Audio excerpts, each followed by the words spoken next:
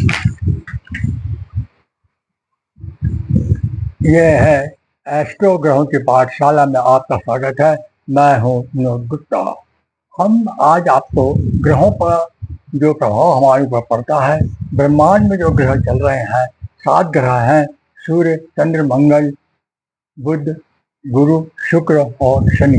राहु और केतु ये ग्रहों में नहीं आते हैं। इनका जब प्रभाव हमारे ऊपर पड़ता है, शुभ प्रभाव पड़ेगा तो शुभ होगा और अशुभ प्रभाव पड़ेगा तो अशुभ होगा। तो हम प्रत्येक राशि पे इसका क्या प्रभाव पड़ता है, प्रत्येक ग्रह पे इसका क्या प्रभाव पड़ता है, उसके बारे में आज अपन विचार करेंगे। सूर्य जो है, सूर्य जो है वो हड्डियों का द्योतक है। शरीर में जो हमारे शरीर में जो हड्डियां हैं वो सूर्य के कारण है। और हार्ट जो हमारा है, दिल जो है और पेट है और आंखें हैं, जो 4 चीजें हैं वो सूर्य पर आधारित रहती है। और सूर्य पर जो क्या है, यदि अशुभ प्रभाव पड़ रहा है तो ये आप मानना कि हमें इस प्रकार की कोई न कोई तकलीफ जो है वो हमारे शरीर में आने वाली है। इसलिए जैसे कभी देखा जाता होगा कि कभी सूर्य ग्रहण पड़ता है तो महिलाओं को या सबको ये बोला जाता है कि आप अपने घर के अंदर रहें, घर से बाहर न निकलें, क्योंकि सूर्य का जो प्रभाव पड़ेगा उससे हमारी आंखों पर सबसे ज़्यादा प्रभाव पड़ेगा और हमारे आंखों में किसी न किसी प्रकार की तकलीफ होने की संभावनाएं हमेशा बनी रहेंगी। चंद्रमा है, चंद्रमा जो है हमारे मन का द्योतक है। हमारे मन और छाती को भी चंद्रमा का ही देखता है कि छाती में हमें किसी प्रकार का कोई प्रभाव पड़ रहा है, छाती में हमारे किसी प्रकार की तकलीफ है, तो इसका मतलब यह है कि हमारा जो चंद्रमा है वो खराब है और इस पर अशुभ ग्रहों का प्रभाव जो है पड़ रहा है। ये खून का भी कारक है। खून, चंद्रमा जो व्हाइट सेल्स जो होती हैं बॉडी के अंदर वो चंद्रमा के कारण बनती हैं और इसका भी प्रभाव हमारे ऊपर बहुत पड़ता है।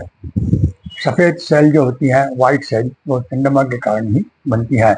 मंगल जो है लाल रंग का होता है और ये जो रेड सेल शरीर के अंदर रहती हैं वो मंगल के कारण बनती है। यदि ये कमजोर हुआ तो हमारे शरीर में ताकत नहीं रहेगी और हम पीड़ित होने लगेंगे, हमें बीमारियां जो है वो घेरने लगेंगी। तथा मंगल हड्डियों का भी कारक, मंगल के कारण यदि आपका कमजोर ग्रह है तो आपको हड्डियां टूटेंगी, शरीर में आप दौड़ते दौड़ते गिर जाएंगे, थोड़ा सा यदि आप गिरेंगे तो भी आपकी हड्डी टूटने का संभावनाएं हमेशा बनी रहती है और हमारे शरीर पर जो ताकत है वो बहुत कम होने लगती है इसके प्रभाव से।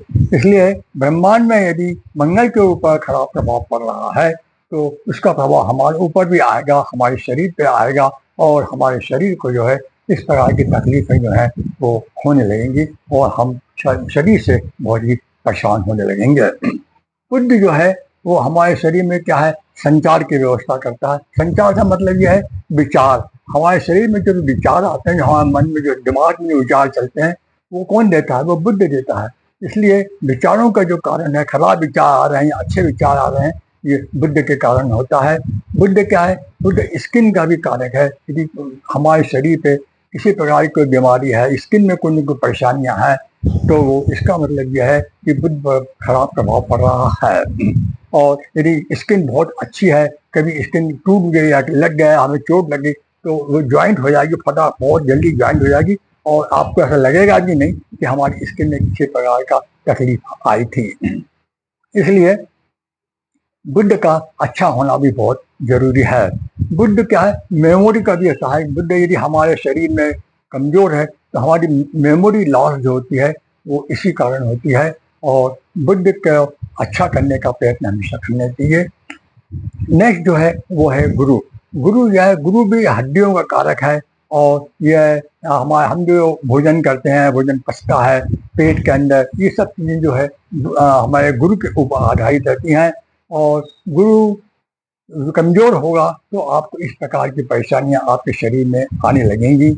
यह बुद्ध क्या है? बुद्ध क्या है? ज्ञान का भी कारक है। ज्ञान, यदि आप ज्ञानी, बहुत ज्यादा ज्ञानी है, इसका मतलब यह है कि आपका गुरु जो है वो बहुत ही बलवान है, आपको ज्ञान के तरफ से बहुत अग्रसित वो करेगा। ये शरीर के अंदर दो चीजों को प्रभावित करता है। एक तो हमारे हिप्स हैं और दूसरा पैर है। इन चीज़ों पर यदि प्रभाव ज़्यादा खराब लग रहा है आपको तो इसका मतलब यह है कि आपका जो गुरु है वो बहुत ही खराब है। अच्छा, इसकी लड़कियों के लिए या लड़कियों के लिए शादी जो लेट होती है या शादी विवाह में बहुत परेशानियां आती है, वो गुरु के खराब होने की वजह से आती है। वो कमजोर होगा तो उस कारण भी उनका शादी का जो है वो बहुत लेट होने की संभावनाएं बनी रहती हैं। उसके बाद जो है शुक्र जो है, शुक्र क्या है, ये हमारे शरीर पे जो ग्रो है, जो चमक है, आपने देखा होगा कि कई व्यक्तियों की स्किन इतनी और चेहरा इतना ग्रो लगता है उनके चेहरे पर देखने से। तो इसका मतलब यह है कि उनका शुक्र बहुत ही अच्छा है और बहुत ही अच्छी पोजीशन में है, उस पर किसी खराब ग्रह का प्रभाव नहीं पड़ रहा है। यदि ये शुक्र यदि खराब होगा, वीक होगा, कमजोर होगा, इस पर बहुत ही खराब ग्रहों का प्रभाव पड़ रहा है, तो आदमी में क्या है, नपुंसकता आ जाती है और उसमें हीरापन की जो संभावनाएं होती हैं। आपने इसी प्रकार शुक्र के कमजोर होने से यह एक बीमारी के कारण हो सकता है। और मनुष्य में जो है वो वीर का कारण होता है। वीर यदि इसका कमजोर है, वो संतान उत्पत्ति में उन्हें परेशानियां आ रही हैं, तो इसका सीधा सा संबंध हमारे शुक्र से बनता है। इसका मतलब यह है कि उनका शुक्र कमजोर है, उसको इलाज करने की जरूरत है। गर्भवती महिलाओं को भी शुक्र यदि धारण नहीं कर पा रही हैं, तो शुक्र के कारण ही उन्हें गर्भ धारण नहीं हो रहा है और संतान का सुख उन्हें प्राप्त नहीं हो रहा है। अगली जो राशि है वो है शनि, जो कि आखिरी राशि है। यदि ये खराब हुआ, शनि यदि खराब हुआ, तो ये हमारे हड्डियों का जो है पैर में, जो पैर में चलते हैं, उनकी मजबूती यदि आपके शरीर में नहीं है, तो इसका मतलब ये है कि आपका शरीर जो है वो कमजोर है, आपके पैरों में बहुत इसका असर पड़ेगा। इस प्रकार मैंने आपको 7 ग्रहों के बारे में बताया है। राहु और केतु क्योंकि ग्रह नहीं है, इसलिए इनका वर्णन अपन नहीं कर सकते हैं। आपसे आशा है आप इस चैनल को देखें, देखने के बाद आप इसे लाइक करें, शेयर करें, सब्सक्राइब करें तथा कुछ नया सीखें। जय श्री कृष्ण।